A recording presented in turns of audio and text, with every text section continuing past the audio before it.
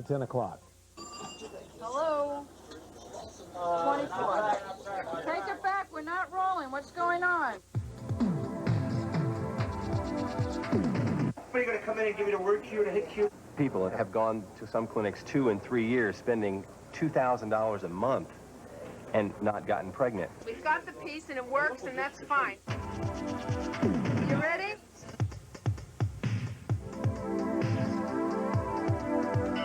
It's this emotional roller coaster that you ride on and this perpetual feeling of failure. Your most basic ability to reproduce is suddenly, where is it, you know?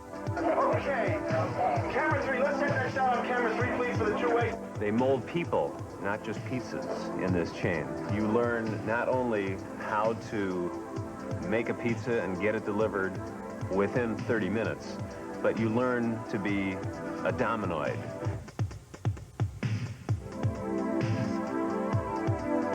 I believe in that. I'm gonna, eventually I'm gonna move up as long as I try hard enough. Now, put them in and fan them around. That's it. Good, good. If you're not happy doing what you're doing, then give us a call. Maybe you can be happy with us. Black 2, 1. It's all about Mike Ewan. Really had been plotting a coup, according to him, for 7 years. And this just happened at the right time for him.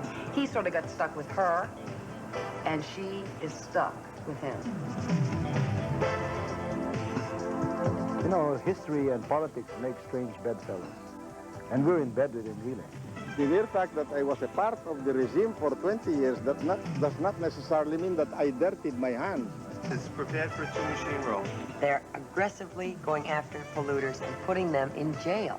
If somebody's polluting the environment, dumping stuff in the sewage system, into the air, into the soil, it's just like any other violent crime.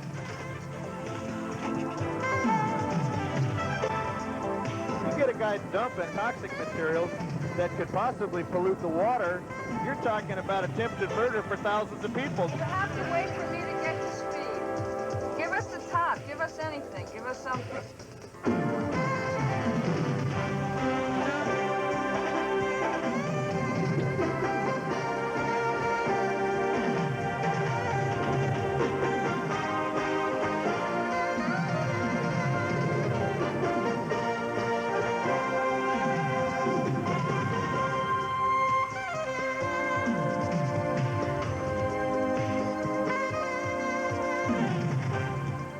Hi, welcome to West 57. Our first story tonight deals with one of the ironies of the sexual revolution. People who have spent years trying not to get pregnant now find they can't get pregnant even if they want to.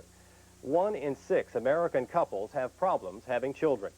Infertility in younger women has nearly tripled in the last 20 years. No one knows exactly why. The spread of infectious disease, increased by sexual promiscuity, and women delaying childbirth because of career. These may be factors.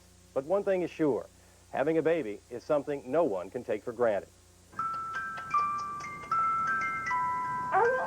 You look at your friends, and then you look at yourself, and you say, why me? Why can't I conceive just like everyone else? I thought you could just have a baby. I mean, I didn't realize how hard it is and how everything has to be just perfect. It's this emotional roller coaster that you ride on and this perpetual feeling of failure. You have your hopes up and you do everything that you can, and then to come to the realization that it's out of your control, that it didn't work. Diane and Jerry Ovison have been trying to have a child for 7 years. The doctors still don't know the cause of their problem. Getting married and having children were 2 of the most important things in my life, and it never, ever occurred to me that I would have any difficulty having children. They have come to this Norfolk, Virginia clinic for a final try, in vitro fertilization, a test tube baby. The chance of success is low, only 30%, and the cost is high. For the Ovisons, about $7,000. I knew that it wasn't the best odds, but it was a chance we were willing to take because so far we'd had 0 success. In 7 years, the Ovisons and their insurance company have spent about $70,000, and they've had dozens of tests.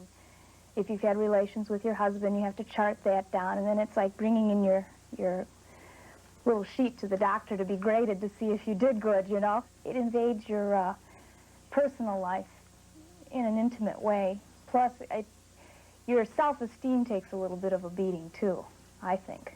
You feel like your inner core is being questioned and examined. You know, your most basic ability to reproduce is suddenly, where is it, you know? I think it helps if you don't see it so personally, but rather see it as just a snafu in the biological processes. I can tell just by looking at it that his sperm count is good, but his motility is poor. Dr. Steve Ackerman showed us a sperm sample of one of his patients. A common mistake is thinking only women need to be treated for infertility. It tends to be viewed as a female problem because usually it is the woman who traditionally has had the responsibility of taking care of producing children, raising children. But no, I think that in terms of an infertility problem, almost equal number of times it is a male factor relationship. Another mistake is thinking that there's a single cure for infertility. Treatment can be as simple as charting a woman's monthly ovulation or as complex as in vitro fertilization. Complete testing takes at least 2 months, and there's often more than one problem. We have had to deal with, I think, every old wives' tale that's ever been around. I think the one that most women would probably agree that kind of stings the most is just the relax and forget about it, because you don't have any kind of psychological hold over this. It's nothing you are or aren't doing mentally. It's something that's not working in your body, and you have no control over it. Okay, camera. Diane Ovison is having this in vitro operation at age 34. Fertility begins to decline after 25 and drops sharply after 35. But here in the Norfolk program, women over 35 do as well as younger ones. That was a lot of fluid, right? Yes. But it was clear. Many women try more than once, some as many as 7 times. Did we get anything from number 3? That's it. But it's immature cell. Diane's ovaries have been stimulated to produce eggs by a powerful drug called Pergonal, which has been carefully monitored. In this operation, the doctor attempts to retrieve as many eggs as he can from her ovaries. In again. More. There's an egg. Each egg will be fertilized with her husband's sperm. As many as 6 can be implanted in her uterus. The more mature eggs retrieved, the better her chances of getting pregnant. Is that another egg? Wonderful. Thank you. They said you did real well. The lab still may find some more. It's hard to say, but anyway, 6 is what we want, so we have it. So we did okay, huh? You did great. You did great. Now there's a 2-week wait to see if she's pregnant. Her chances seem good. The success rate here is one of the highest anywhere. But this clinic is an exception. Half the in vitro clinics in the country who responded to a recent survey have never produced a single live birth. In fact, infertility treatment is not only uncertain and costly, but for those who don't find the right clinic, it can be a disaster. From San Francisco, 500 trillion to 1. Those are the estimated odds against natural conception of septuplets. Open your eyes. Patty and Sam Frustacey took the fertility drug Pergonal to increase their chances of having a baby, but their miracle turned to tragedy. The Frustaceys claimed they weren't properly monitored by their doctor at the Tyler Clinic in Los Angeles, which meant too many fertilized eggs and 7 babies. 4 died and 3 are very sick. The clinic wouldn't talk about the case because it's in litigation. The Frustacey story made headlines, but we found they weren't the only ones who had problems with the Tyler Clinic. I went to the Tyler Clinic for approximately 3 years, and I would say on an average, I would say I spent about $1,000 a month. $1,000 a month for 3 years? Yes. Lois Stone never got pregnant at the Tyler Clinic. She switched to a university clinic and was pregnant with her son within 4 months. How would you describe your experience there at the Tyler Clinic? Horrifying. I felt like I wasted 3 years of my life. I don't think I would have ever gotten pregnant there. Why? I don't think I was properly supervised by the doctor. I felt more as a guinea pig. A lawyer for the clinic said no fertility clinic can guarantee a pregnancy, and many women could be treated for 3 years without success. If you were dissatisfied with the Tyler Clinic, then why would you stay with the Tyler Clinic for 3 years? You live on false hope. You always say, well, maybe next month will work, or maybe the month after.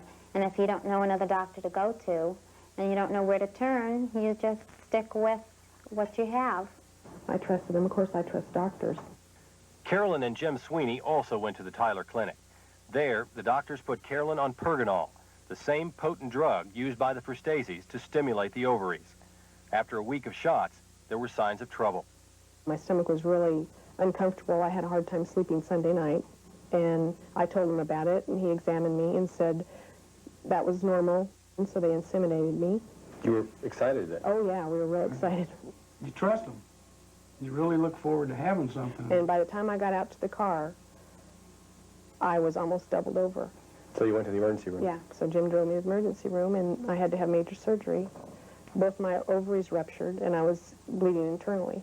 During the time you were getting Pergonal, did a doctor, a nurse, anyone suggest that you should be monitored in any way? No, there was nothing like that.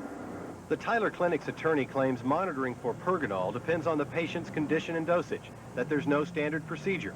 But most doctors say ultrasound and blood tests should be used to monitor Pergonal. Even the drug's manufacturer says monitoring is essential. Would you ever go to a fertility clinic again? No.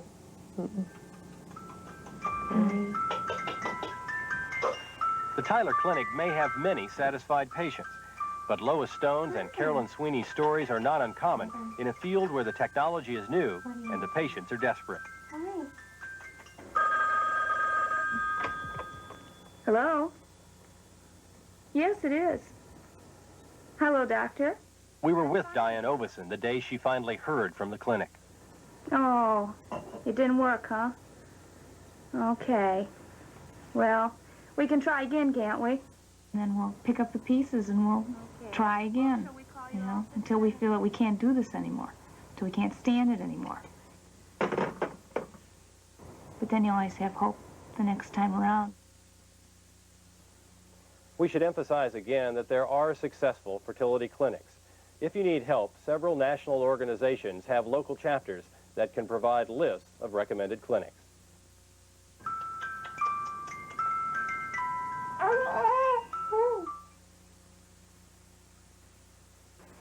Hello, I'm Frank Bartles, and you remember Ed James. As Ed says, you cannot be successful in the marketplace if you just sit around on your front porch. So to be sure the Bartles and James Premium Wine Cooler customer is also a satisfied customer, we're going to do some consumer research. And since it is usually better to do consumer research where there are plenty of consumers, we are headed for New York City. We'll keep you posted on how it's going, and thank you again for your support. Del Monte Fruit Snacks. Tear into one for luscious pineapple, papaya, coconut, and real fruit energy. Concentrated. Tear into Del Monte Fruit Snacks. One powerful good snack. Here comes the one, the delicious one. Heinz is the thick, rich, squeezable one. Squeeze on the thick, rich Heinz. Squeeze me. The thick, rich one. Thursday. Just last night, my room was torn apart by supernatural beings. What looks like an open and shut case turns out to be a long ride on a short broom for Simon & Simon. My car's possessed? Sure, I'm gonna turn into some sort of animal at midnight. Not midnight, Rick. Thursday at 8, 7 Central and Mountain. Trick or treat.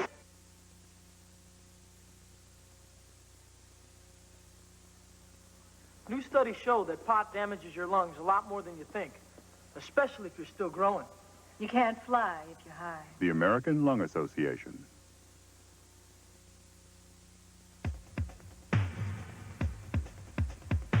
There have been enough burgers, tacos, and chicken things sold in this country that it's now safe to say we have a fascination with fast food.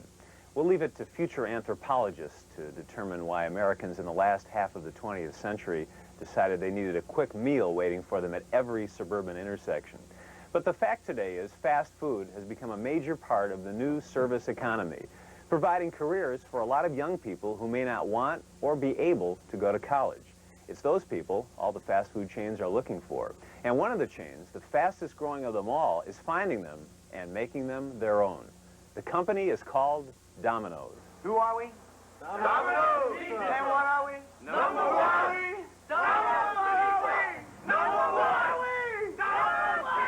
They are the fastest growing fast food franchise in the world. They have 3,000 stores now. Their goal is to overtake the 8,000 McDonald's. And their 5-year plan is 10,000 stores doing $1 million a store. Relax, don't tense up. Good, Al, good, Al. Pull that one and go to saucing. Go, do it. All right. 2 big scoops, 2 big scoops. You can do it. Looking good, looking good. Get to the cheese. To become the fast food champs, they say, will take more than the right pizza. It will require the hearts and minds of thousands of young people. People like training director Chuck Cullen. That ain't easy stuff, I'll tell you that. What would happen to you if it failed here, if things didn't work out at Domino's? I thought about that a little bit. I consider myself a dominoid. I'm here for life. They're going to have to throw me out, literally. Chuck is just one of 90,000 Dominoids working, and we do mean working for Domino's. Here in store number 1395 in Clementon, New Jersey, it's not unusual to have what they call a 60-pie hour. Dominoids start at minimum wage, but they can move up fast. And fast is what it's all about. They guarantee to have a pizza in your hands within 30 minutes of your phone call, or you get $3 off the price. If they're more than 10 minutes late, the pizza is free. What's the biggest cause of stress around here for you and the people who work for you? Stress, success. Everybody tries so hard to get the customer their pizzas. And it's a team effort, and we all try our very hardest to get it done. And sometimes we try so hard that we really get uptight about it. Because we didn't make it. You know, we failed. And we got to be the best at it, and we're going to be the best at it. We're going to keep working until we are the best. Domino's pizza? Hi. Small cheese, costs $5.30. Back change. Okay, thank you very much. Thank you. Have a good night. Nice day. Thank you. Bye-bye. But now here, you've got some real good saucing around the edges right there. Excellent, right in there. New employees make their first pizzas at one of the company's own schools. This one is in Belmar, New Jersey. The company hopes enough recruits will stick with it to become store managers. Then after they've been with Domino's a year, they'll be eligible to buy their own franchise at a cost of $56,000 and up. And owning a few stores in the right place, the company says, can bring a high school graduate more money than a Harvard MBA. That's what causes red edges. Not so much that you didn't cheese there, but that you got too much sauce there. Chuck's boss, Brian Harp, got on the bandwagon 2 years ago when he moved from a fish and chips franchise to Domino's Pizza. Right. Woo! The Army says, be a man or be something different. Be all you can be. Well, Domino's Pizza is the same way in a certain respect. I mean, you have to reach out and grab for what you want. Now, put them in and fan them around. That's it. Good, good. Go. That's good, that's good. You got the edge. Now start working inward. That's a failure at the beginning, what do you say? Yep. All right, you have to call for a remake. Remake. Remake. Okay, bring it out. Let's cut it up anyway. Let's go through the 10-point scale and figure out what's wrong with it. You're around this. Say it's round. Fairly decent? Okay. Fairly doesn't cut it.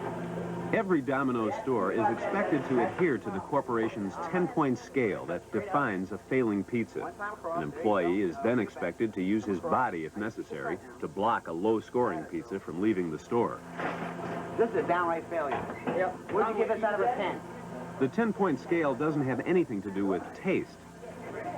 The taste of the pizza has been determined at corporate headquarters through extensive market research. What about the worst violation? What's the one that ticks you off the most on the top 10 list there? Bubbles. Bubbles? Yeah. See under this bubble? Yeah. Just take that up and see how it's nice and dry. Gee, that's pretty awful in there. Yeah. You never thought of, like, when you get a pizza with a lot of bubbles, kind of selling it as like a novelty item or anything? No. Bubble pizza? Bubble pizza. On the That'd be menu? nice, wouldn't it? So you wouldn't even load that pizza then, would you? Dump it. Dump it. How much money can you make at this? It's unlimited. I would. All right. Well, I would say our average manager is making somewhere in the neighborhood of $30,000, and that's a realistic view. It's nice. You can make 6 digits easy. Here's a man who makes 7 figures. Domino's founder, Tom Monahan. He started in Ypsilanti, Michigan, with 1 pizzeria. Today, he's a multi-millionaire with a brand new headquarters building in Ann Arbor. Does America really need another fast food franchise? Well, it seems to be a saturation point, but I was surprised when Wendy's came on the scene about 10, 12 years ago, and they're taking on the champ McDonald's. I didn't think they'd get anywhere, and they're bigger than we are so far. After spending some time at the training center, it seems like this Domino's thing is more than a work style, it's a religion. Well, we hope that we're getting them a well-rounded person, making a well-rounded person out of them.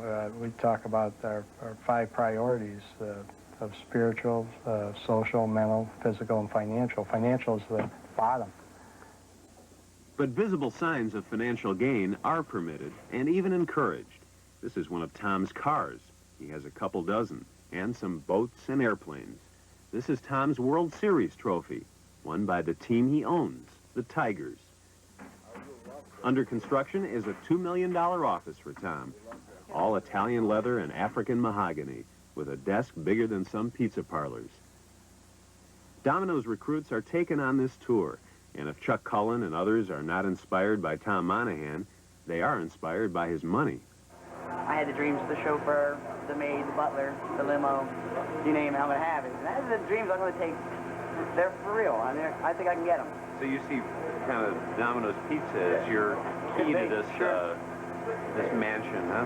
Yeah. It's going to turn the right lock and open the door. All right, Deb, 15 minutes. Just across the river from Domino's Training Center is another world. Tracy, pick up. You've heard of a mom-and-pop operation? This is it. You can make John list another pie like that. The Philadelphia Pizzeria, owned by Barbara and Vince Tacanelli. You've heard of tradition? Well, the oven they use was built by Vince Tacanelli's grandfather. You've heard of perfect-looking pizzas? These are not them. Now, see that pizza there, Vince? Yeah. Now, you got to throw this one away. No. It's a big bubble here. What? They love that. They love that bubble. Look at it. That's the best part, chewing in that bubble. That's one of the worst offenses on the Domino's 10-point scale, a bubble like that. They don't know what they're eating, them people. This is the best. This pie here, when they eat this pie, they love it. They don't throw nothing away. Yeah, the pepperoni there was all uneven. There was more of it like in one part than the other. It wasn't, symmetrical. Well, what happens, the sauce spreads out, the pepperoni may slide around in there. Yeah, but that's very uneven. Don't your customers say, hey, no, they don't say nothing. They love it. They love it. They love my pie. As long as it's good. Well, have you thought of sprucing the place up a little bit, getting a uniform, maybe a new delivery truck? No way. I want to stay the way I am. I don't want to change life. I want to be what I am.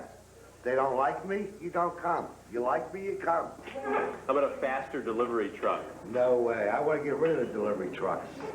I want people to come in and enjoy their pizza in here where they can taste it. Everything all right, John? Well, what about the comfort of their own home? They call up, you're there quick. No, it's better here. They come here and leave the pie here. They'll enjoy it and they'll appreciate it better. When you put something in that cardboard box, it loses its taste. You need to look at your corporate policy manual. If you haven't seen them, they're in your stores. You need to read it, okay? So when people ask you about where's your name tag, why is your hat like this? That's not right, okay? That's a policy. It's part of your uniform to wear it properly. I believe in that. I'm gonna, eventually I'm gonna move up as long as I try hard enough. That's what you have to do. It has nothing to do with, your ability or anything. It's just the person you are, really, that makes a Domino's Pizza person. A lot of times we think about certain religious freaks, quote unquote, as being so fanatical. It's not that we're fanatical. We just enjoy what we're doing, and we want people to, if you're not happy doing what you're doing, then give us a call. Maybe you can be happy with us. Who are we? Domino's! And what are we? Number one!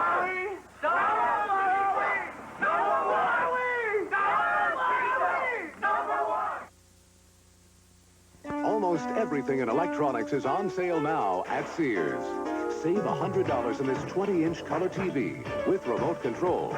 Now $349.99. This programmable VCR with Dolby Stereo and wireless remote. Now $379.99. Come see it, come hear it, and save.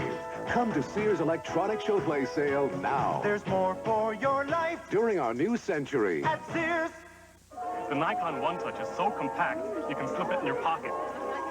That way you won't look like a tourist. Now the Nikon that goes anywhere. The new waterproof Action Touch. It splits the dark with a powerful beam. Spotlighter rechargeable light from Black & Decker. Spotlighter has its own recharging base, so in a moment's notice it lights your way. Spotlighter from Black & Decker. Ideas at work. We'll be right back with more of West 57 in a moment. Next. Mind if I drop in? Struggling actor by day. Get me a play. Superhero by night. Who is he? He fights crime, saves lives, Who are you? I'm Captain Avenger. and even gets the girl. Oh, he's such a nice boy. John Ritter, an archer, hero at large. Voted best by the Washington Journalism Review 2 years in a row. That's Dan Rather, weeknights on the CBS Evening News. We keep America on top of the world. Too early on.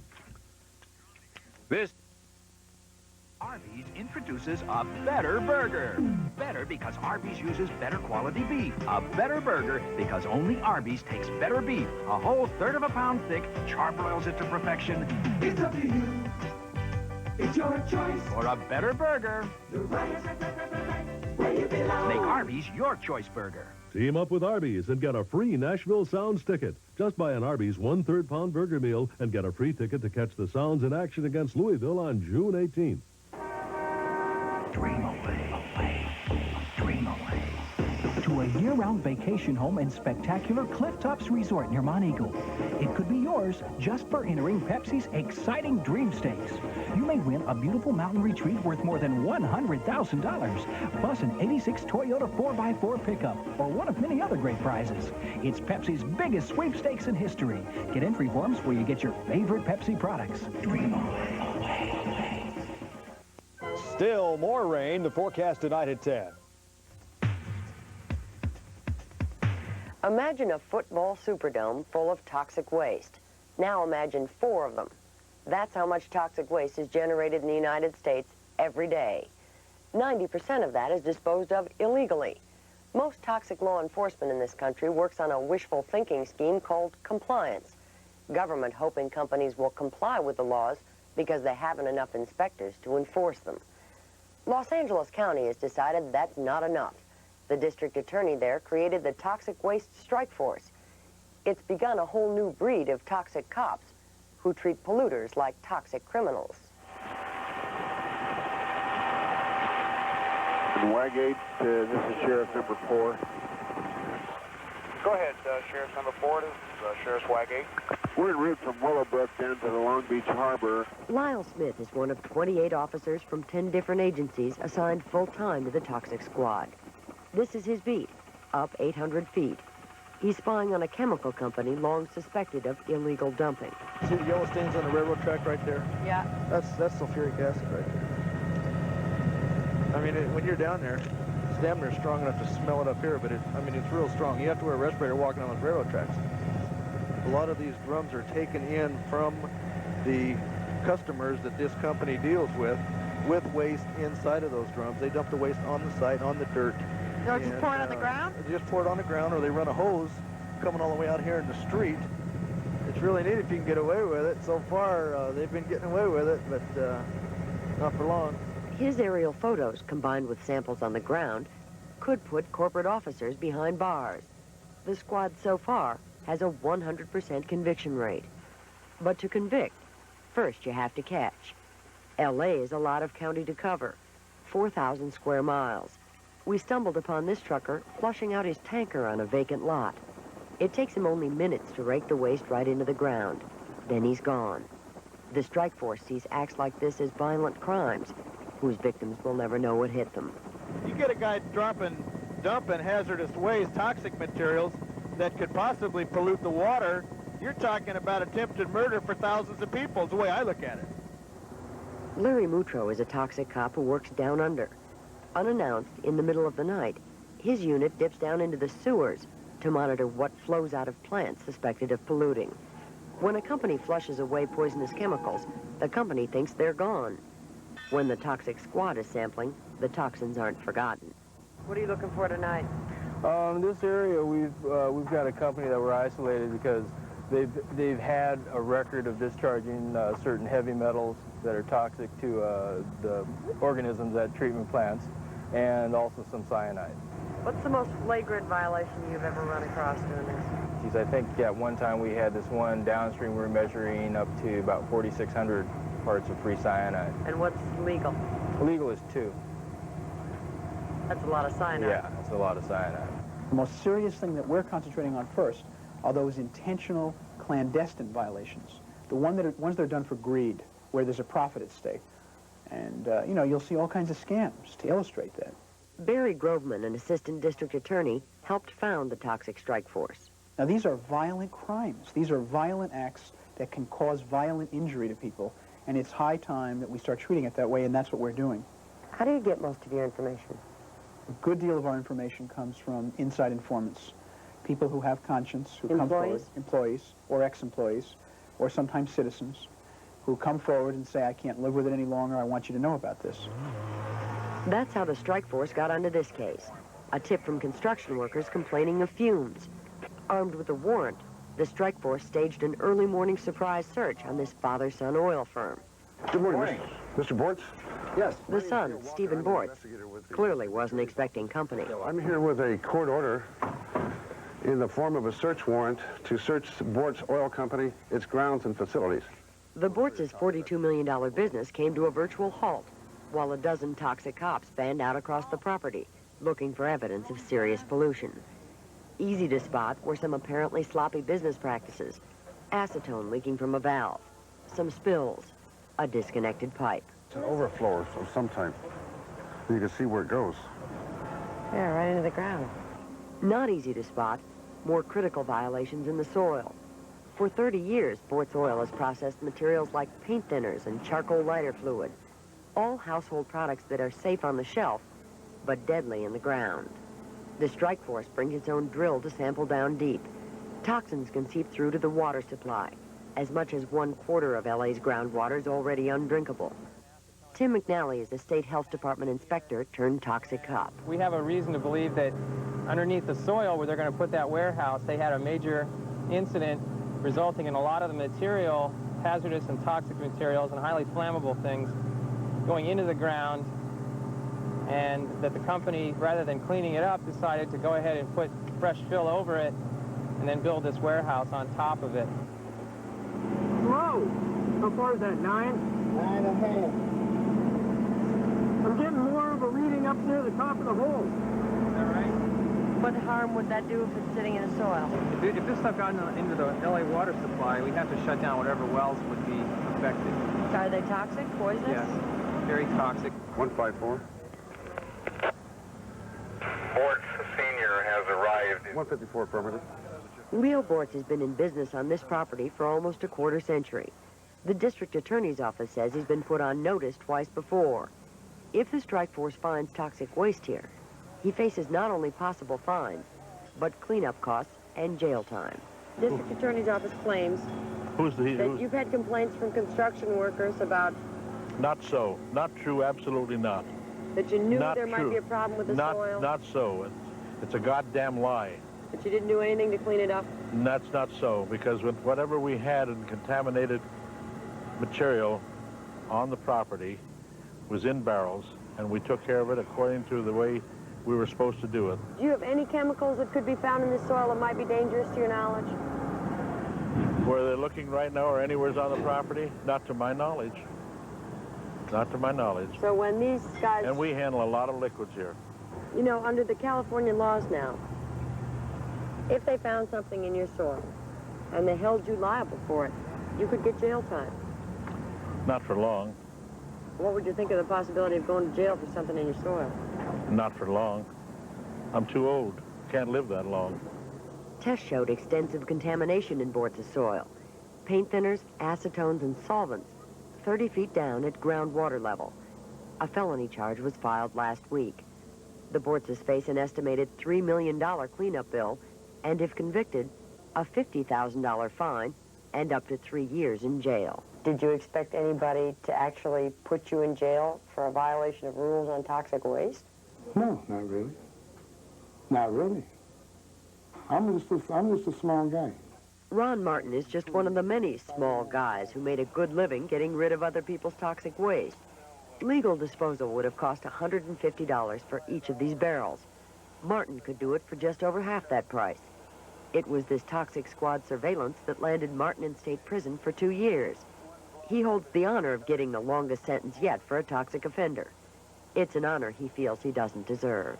I never hauled any real category type of chemicals that could present a great danger. Say my truck was in a wreck or something. I never had anything on my truck that if it spilled on the street, they'd have to evacuate the neighborhood.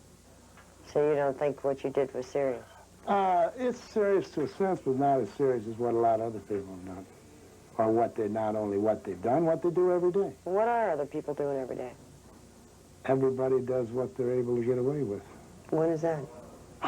There's no limit. There's actually no limit. Why is it that people are so brazen? Why does somebody think they can Making take a buck? Money? They are dumping because they can't afford or don't want to afford the dump fees, which have skyrocketed. They've about quadrupled in the last year at the legal landfills. Worse still, there aren't enough legal landfills. This one used to be the only one in L.A. Now it's closed to toxic waste, and the nearest legal dump is 100 miles away. How many people do you figure are slipping through? How many businesses are operating as we speak in L.A. County? Dumping their toxic waste, hiding their toxic waste, letting it drip in ways that are illegal? There's no way of saying, because you can't estimate what you're not aware of. You can never catch everybody. But if we can make enough of example of the ones that were caught today, hopefully we'll scare a few more people from doing it tomorrow. Bill Wiggins owns a metal plating firm. He's one executive who spent $250,000 to keep his operation legal. I don't think that there's a day that goes by that anybody who is trying to do things legitimately, much less those that are dumping illegally, doesn't think about the fact that if they don't keep their finger on their wastewater treatment unit and don't keep things under control, you can end up in jail. Pretty scary prospect. Very scary prospect. How would you feel about going to jail? Not where I would like to spend my vacations. Wiggins is probably the exception. The Toxic Strike Force would like to make him the rule. But they know they can't prosecute enough dumpers to make the difference. So they have to pride themselves on making any difference at all. How many loads did you haul that you didn't get caught for? Probably 30, 35, over a 3-year period, 4-year period. If you weren't in jail right now, would you still be out there occasionally hauling stuff you knew was against the law? Truth? Yeah. Yeah. I'm not going to lie about it.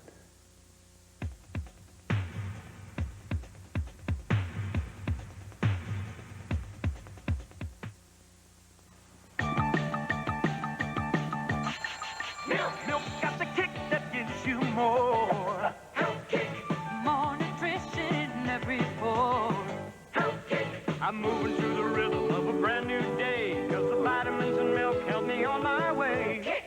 So get on a health kick, let it pour. America's favorite health kick. Get on a health kick, milk's got more. Have more milk, 'cause milk's got more. So we've got to say goodbye for the summer. Zucchini, I promise you this, I'll keep you safe and snug. Every day in a Ziploc freezer bag and seal it with a kiss. Ziploc freezer bags. People are tough on their bathrooms. That's why Heavy Duty Tough Act was invented. Tough Act cleans soap scum better than any other bathroom cleaner. Tough Act. It's a tough act to follow. Even tougher than me. Now's the time to buy a home, because Century 21 offices are opening doors for you. It's our Century 21 open house weekend. This weekend, we're opening doors all over the area to homes you can afford. And Century 21 offices are selling more homes than anyone else. Now's the time to buy a home.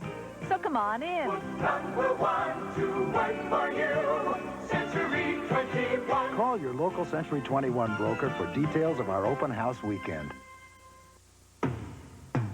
My kind of people, my kind of place. Something special about this taste. Hot off the fire, with anything on it.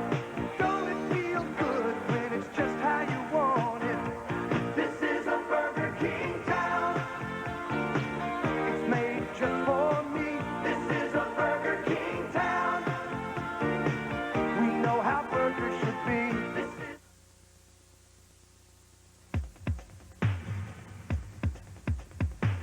Today, Corazon Aquino celebrated her 100th day as president of the Philippines.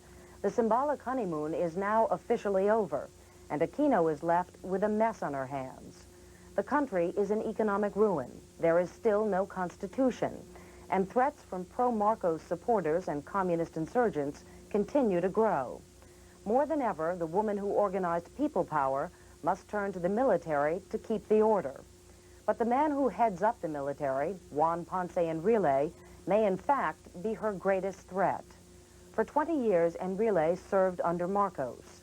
When he helped lead the revolution against that regime last February, many wondered what he was doing and why. Enrile is now the second most powerful person in the Philippines. He claims he is loyal to Aquino, but an insider close to the president has said, "We have an enemy among us, and it is he." There is always a room for suspicion, especially of people like us who have undertaken an almost impossible act of bringing down a regime.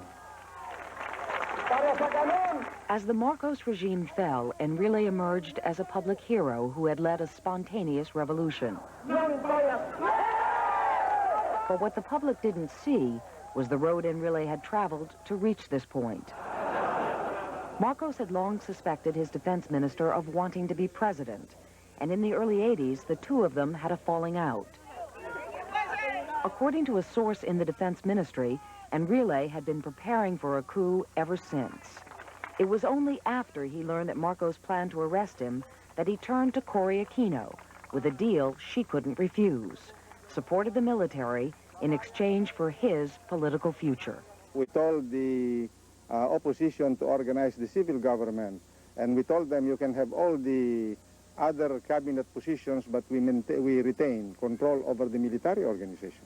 When I say we, I was talking of the military organization as a whole. That was a deal made with Cory Aquino and her people. That was a deal made by the people who came to us Sunday night at Camp Crame.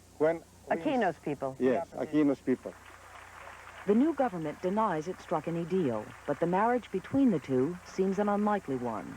Aquino sharing power with the same man who once jailed her husband, Ninoy. Government officials are now reluctant to discuss Enrile. Joker Arroyo is Cory Aquino's closest political advisor. Actually, the role here of Minister Enrile is that we inherited him. The armed forces was the catalyst in this four-day revolution. Since he was part of the catalyst group, so he's now part of our government. We have him, we accept him. That is the official version. The unofficial one is quite different. You know, history and politics make strange bedfellows. And we're in bed with Enrile. Do you want to be? We were forced to be. Max Sullivan is a Filipino journalist who has known Enrile for years. If I had my druthers, I'd have fought him just as much as I fought Marcos. But at this stage, he's one of our instant heroes. What do we do with a guy who was a hero? At least during the four-day revolution. You don't discard him like a used Kleenex. You try to find out whether he's reformed. How would you describe your relationship with Cory Aquino? Well, so far I find it a cordial relationship. I do not know on her side whether she has any reservation. I have not noticed any reservation on her part. Some of the people closest to her apparently have reservations about you, About sir. me? I have no doubt about that. I know that. Should they be worried about you? Why should they? There's no reason for them to worry about us. We are not out to grab power. We never did. The only thing is we do not want another Marcos in the country. But some believe that Marcos has left his best student behind. Okay, gentlemen, may I now be allowed to do my work? Enrile was a young, Harvard-educated lawyer when Marcos recruited him into politics in 1964. It was Defense Minister Enrile who helped lay the groundwork for martial law in the early 70s. It was Minister Enrile who signed the arrest warrants for thousands of suspected insurgents, like Ninoy Aquino. And until his fall from grace with Marcos, it was Enrile who headed up the military as it built up a reputation for rape, torture, and what is known here as salvaging, murder. The record of Argentina can be beaten about the kind of abuses we had. And I still stand by that statement because we don't know the extent. Those nameless, faceless ones, we have to find them. The government is committed to find and help them. Under Marcos, it was Enrile's job to investigate military abuses. It is still his job under Aquino. Sometimes we run into blank walls. Enrile recently met with families looking for relatives they claim were taken by the military during the Marcos years. Some 600 people are still reported missing. The military were just picking up people, especially those suspected, and keep them in those safe houses, or they were salvaged there. Enrile has promised to cooperate, but when the new government formed a commission to investigate military crimes, Enrile made it clear his troops would not take kindly to public trials. He suggested amnesty for his men, claiming they and he should bear no responsibility for the past. The mere fact that I was a part of the regime for 20 years does not necessarily mean that I dirtied my hands. But you signed all the arrest warrants, sir. Well, you were the head of the military. How can you not be involved? Well, madam, I am a lawyer. I know what I was doing. I had seen to it that I followed the rules. I followed the laws. That was all that I could do as a public administrator. And that was all that others would do as public administrator. But the rules, as we're discovering, involve things like abuses of human beings. I mean, the rules... Well, you know, madam, it is easy to accuse people of having violated this and violated that. These are allegations, proofs, evidence. Reality of violation is something else. But evidence, some here will tell you, is hard to come by in a country whose leaders covered their tracks for so many years. As a public administrator, Enrile did very well under Marcos. He lives in a huge family compound with a bunker and communications tower. His wife, Christina, has a private chapel. As defense minister, Enrile makes just $5,000 a year, but he claims money from his former law practice and good investments made the difference. He is now rumored to be the third richest man in the Philippines after Mr. and Mrs. Marcos. Did being a close associate of Mr. Marcos for all the years that you were help you financially? No. I have not obtained a single economic favor from Mr. Marcos. Neither have I given him any economic favor. Better still, you ask him and tell him to tell you what economic project he has given me in 20 years that I've served him. How much are you worth? How much are you worth? Well, it is a matter of document. I do not have to tell you. But not in the magnitude that they say. $1 million? Dollars? Well, maybe about $1.5 million. That's the extent of my investments. But sources on the commission investigating the wealth of Marcos's cronies claim Enrile is worth at least 50 times that. Thanks a lot. There are allegations tying him to the country's corrupt coconut monopoly and to textile smuggling. The Enriles deny any wrongdoing. They claim they were victims under Marcos, unable to speak out for fear of death. Did the Marcoses expect special favors from their friends or expect a loyalty?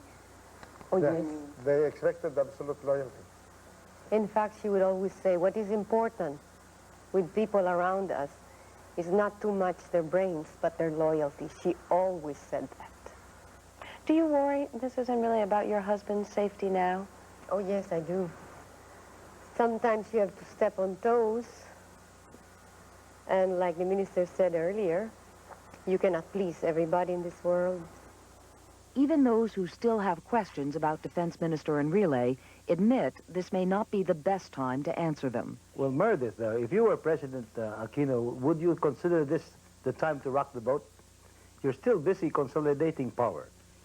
You're still busy trying to restructure and rebuild the government. Here's not the time to start a civil war within your cabinet.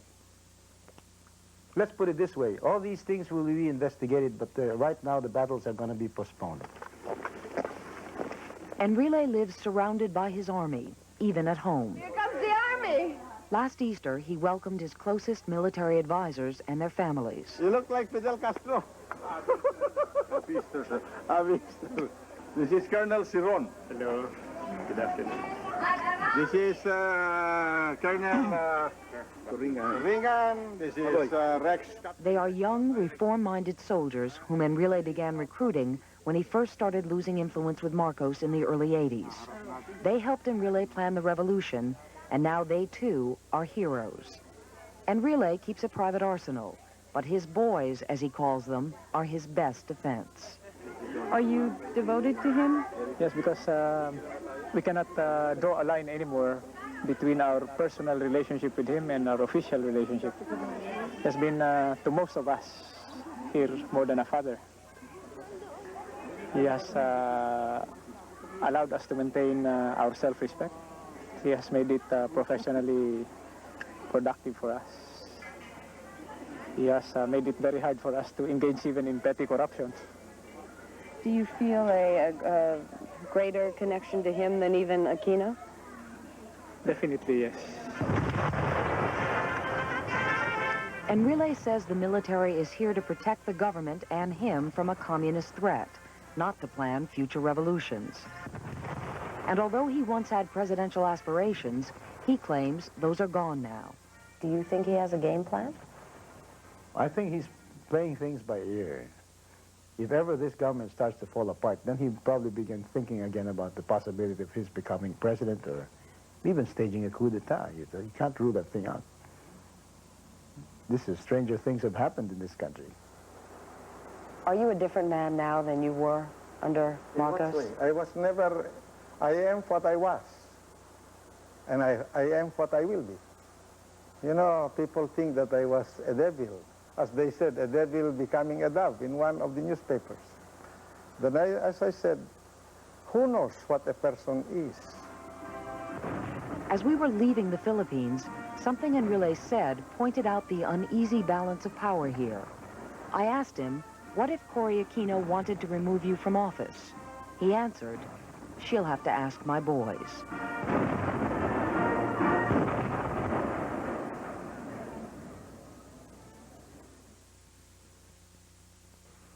I'm wearing absolutely nothing. Nothing on my eyes, my lips, my face. Nothing that is scented. Nothing that wasn't made to be gentle. Nothing that isn't hypoallergenic. Nothing but Almay. And Almay's nothing is really something. Almay, everything you want and nothing you don't. Chances are, when you think the bargain bag has made it, it's still got a long way to go. Why take chances with anything less? Glad trash bags have 3 plies of super elastic stress flex plastic to stand up to life's little tumbles. Why take chances? Get Glad. Now you can win $1 million from Glad. Look for details on specially marked Glad products. You're looking at the company of Kempley & Kempley, and here's their Chief Executive Officer. She runs a tight company and depends on this, their Ford Aerostar.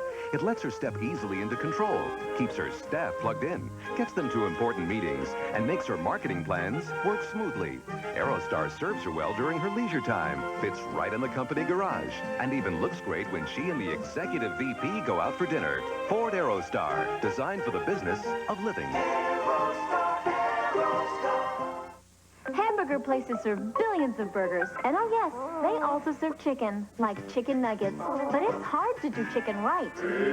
Part-time. At Kentucky Fried Chicken, our nuggets have our secret blend of 11 herbs and spices, so they taste great. In fact, people who said they'd ever tried Kentucky nuggets and McDonald's chicken nuggets rated ours higher on taste. So get your nuggets from the chicken experts. Anything else could be a bum steer. Kentucky Fried Chicken, we do chicken right. Friday, Larry Hagman is a wheeler-dealer chopper pilot. Susan Ansbach is his ex-lover in trouble with the mob. There are people out there trying to kill us. But with $2 million and a beautiful woman on the line, there's nothing he won't do to save her. Being with you is not only exciting, it's damn near lethal. On a deadly. encounter. Friday. That's it for West 57th tonight. We'll be back next Wednesday at a new time, 10 p.m. Eastern Time, 9 p.m. Central and Mountain. Here's a look at some of the stories we'll have for you on West 57th in the weeks ahead. They say there really is a Rambo. You'd say, yeah, there is, and a whole different story. You know, of all the thousands of people killed in Vietnam, and there's only one Rambo that was killed. And his middle name was John. Nobody wants to deal with the fact that you've got a man of the cloth, a man of God, who is mistreating children, especially sexually. The children had to be petrified. They had to be petrified when they were with him. We had been had by these priests. Hell, we'd been had by the whole church. Roseanne did a song, My Old Man, about Johnny, and that really started kind of a new era in their relationship. She was saying things to me that I knew that she wanted to be sure that I heard while I was still around. And I thought what a beautiful thought that was. The mafia has done so much violence to the people of Sicily, both psychologically and physically, that people are now getting fed up with it.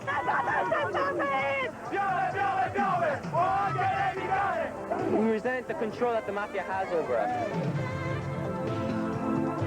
Sonny Crockett, my partner, Rico Tubbs. I'd like to be like the Carpenter. I'd like to be able to solve all the murders, but it just doesn't work that way.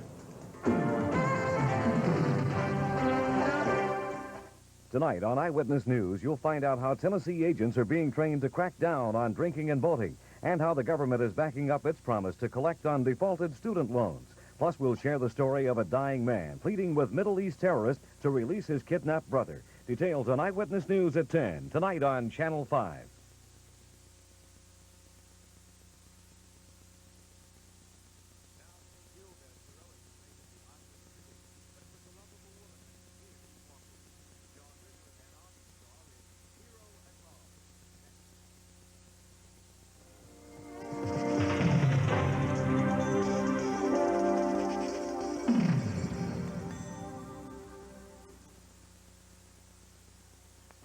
The Celtics are one win away from their 16th title. The Rockets are digging in for Game 5 tomorrow night live on CBS Sports.